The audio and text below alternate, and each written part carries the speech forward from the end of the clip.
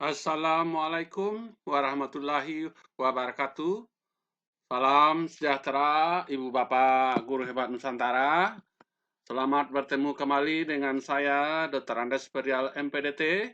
Pada kesempatan hari ini, kita akan membahas lanjutan materi kita, yaitu tentang bab 3 makalah bidang intrakurikuler atau berdiferensiasi. Baik, Bapak Ibu Guru Hebat Nusantara, mari sama-sama kita lihat slide presentasi berikut ini. Penyusunan bab 3, hasil pelaksanaan dan pembahasan. Ibu Bapak Guru Hebat Nusantara, tentu saja menjadi pertanyaan bagi kita, bagaimana cara menyusun bab 3, hasil pelaksanaan dan pembahasan pada makalah. Ada cara sederhana. Yang pertama itu kita tuliskan perencanaan dan penerapan sesuai dengan judul makalah kita. Kemudian yang kedua, kita tuliskan hasil penerapan sesuai judul makalah dengan menjelaskan hasil pelaksanaan masing-masing terkait pengobatan atau penyelesaian masalah yang telah kita lakukan.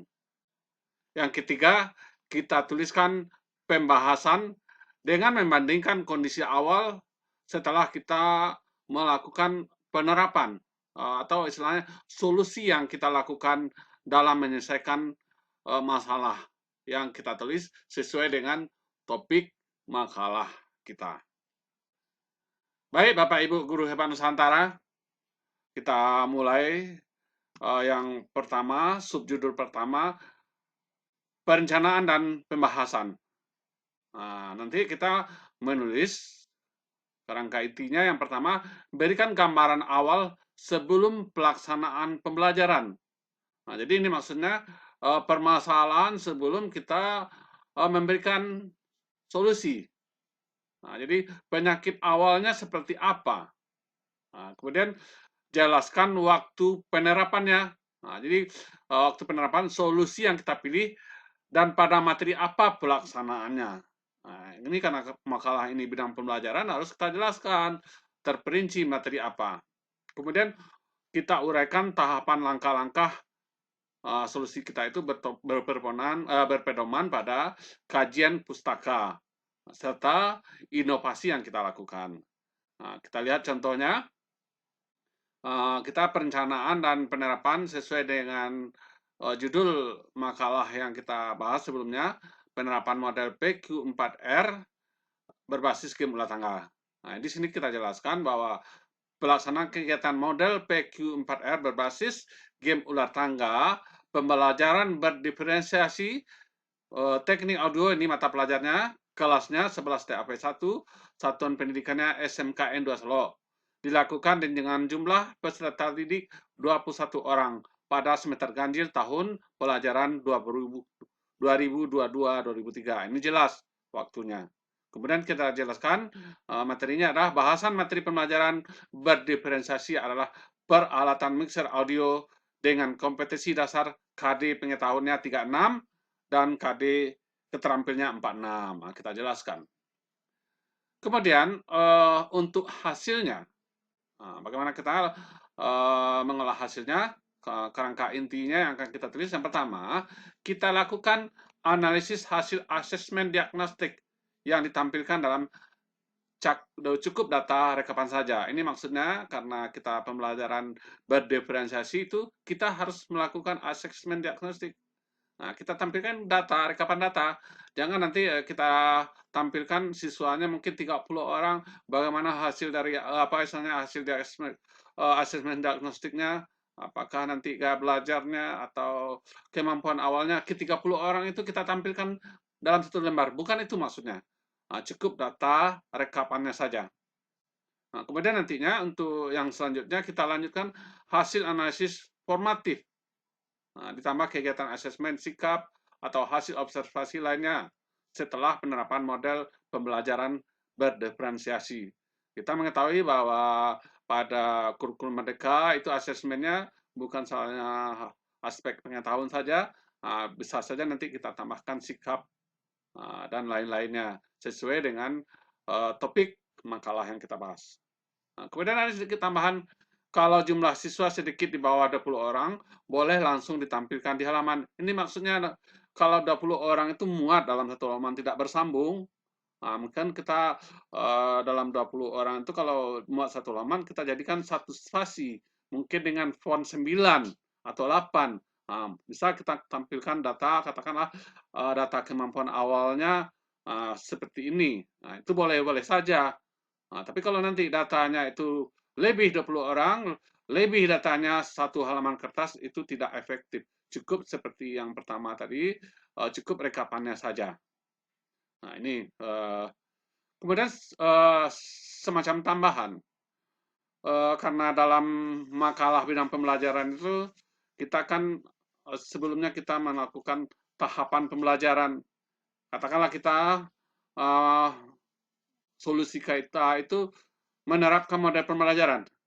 Nah, jangan nantinya kita memberikan istilah siklus. Kadang-kadang ada juga temuan di lapangan oleh tim penilai, ada yang istilahnya siklus 1, siklus 2. Nah, kalau siklus itu ya kita buat, itu artinya makalah kita ini adalah konversi dari PTK. Nah, jadi kita makalah bidang pembelajaran itu bukan konversi dari PTK, tetap kita membuat suatu karya tulis ilmiah, tapi konteksnya berbeda dengan penelitian tindakan kelas. Kalau PTK itu ciri khasnya adalah penelitian bersiklus. Nah, kita ini adalah terapan kita. Kita memang melakukan secara ilmiah, tetapi belum penelitian yang istilahnya lanjut. Cukup penelitian sederhana, maka itu kita menggunakan pembelajaran 1, pembelajaran 2, dan seterusnya. Bapak Ibu guru hebat Nusantara, ini sebagai contohnya hasil belajar kognitif awal. Ini yang kita buat cukup rentangnya saja. Karena dalam kurikulum Merdeka itu dianjurkan itu sistem asesmen atau hasil penilaiannya itu berupa rentangan skor. Jadi ini kita lihat, kita buat nomor tabelnya tabel berapa. Di sini rentangan skornya mungkin 85 100 2 orang, 70 85 6 orang, dan seterusnya. Dan kalau sudah kita tampilkan tabel seperti ini, kita berikan uraian kalimatnya, istilahnya sama dengan menjelaskan tabel ini seperti apa kalimatnya. Nah, ini kita contohkan hasil belajar kognitif awal pada rentang 85 sampai 100 baru sebanyak 2 orang. Ini kan 2 orang atau 10%. Rentang skor 70% sampai 85 sebanyak 6 orang atau 8%, dan seterusnya. Jadi memang kita sudah menampilkan berupa tabel, tetapi perlu penjelasan berupa kata-kata atau kalimatnya. Baik, Bapak Ibu guru hebat Nusantara, kita masuk kepada subjudul selanjutnya adalah pembahasan. Dalam pembahasan ini, yang pertama kita lakukan bahasan dengan membandingkan hasil tes diagnostik dan hasil tes sumatif. Jadi kita lihat hasil tes diagnostiknya apa misalnya, atau bisa saja nanti hasil tes sumatif kalau nanti di akhir semester kita membuat makalah kita. Kemudian isikan rekap data kondisi awal dan pembelajaran 1. Ini kalau nanti kita bandingkan atau kita sandingkan. Kemudian seperti yang dijelaskan sebelumnya, kalau kita sudah menampilkan data, uraikan lagi tabel tersebut dalam paparan kata-kata.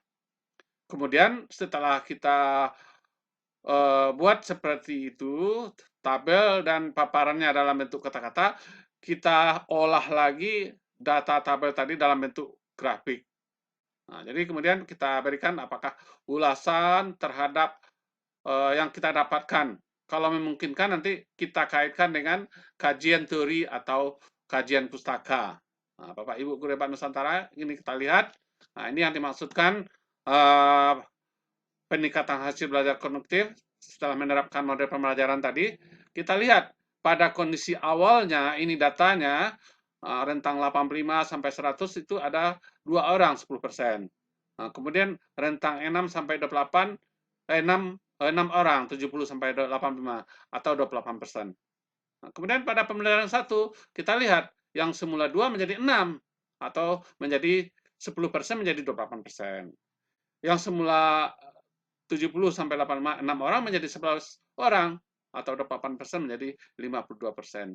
Boleh juga ini kondisi yang sesuai dengan kriteria ketuntasan pembelajaran atau KKTP. Ini kalau kita jumlahkan, ini mungkin KKTP sekolah kita 70, ini boleh kita tambahkan. Nah, ini istilahnya kondisi awal ada 8 orang, 38%, kemudian setelah pembelajaran 1, 17 orang, 80%.